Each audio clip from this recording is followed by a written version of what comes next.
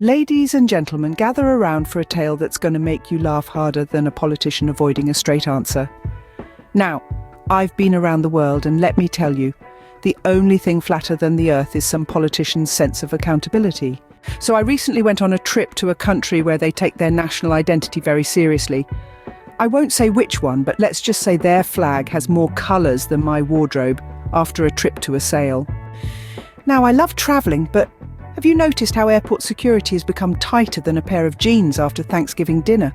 I mean, I had to practically strip down just to prove I wasn't smuggling in a shampoo bottle with more than 100 millilitres of liquid. Like, who knew cleanliness could be such a security threat? Speaking of security, have you ever tried to cross an international border without a passport? It's like trying to convince a cat to take a bath. It's not going to happen, and you're going to end up scratched. So there I was at the border, and the customs officer gives me the once-over and says, "What's the purpose of your visit?" I replied, "Just here for the cultural exchange. I heard you guys have a great recipe for bureaucracy." Let me tell you, the look on his face was priceless.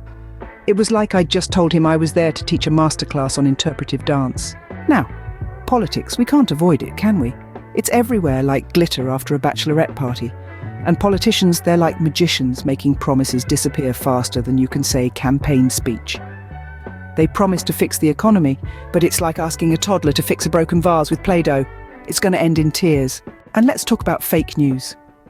It's so prevalent these days that I don't know whether to believe my Facebook feed or my horoscope. I mean, last week, I read a headline that said, "Politician found honest." I thought, wow, finally a fantasy novel in the news section. But here's the thing about politics. It's like playing chess with pigeons. No matter how good you are, they're just going to strut around, knock over the pieces, and poop on the board.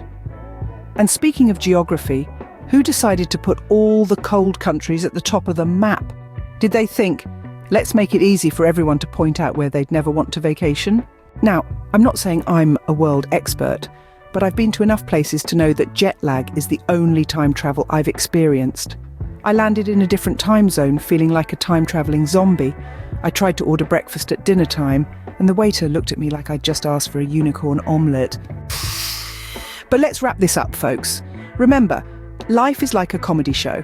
Sometimes it's hilarious, sometimes it's a bit dark, and there's always that one guy who laughs too loud. So buckle up, laugh a little, and don't take life too seriously. After all, we're all just passengers on this crazy ride called existence. And if you didn't like my jokes, just remember I'm not a stand-up comedian. I'm more of a sit down and make fun of life kind of guy. Cheers.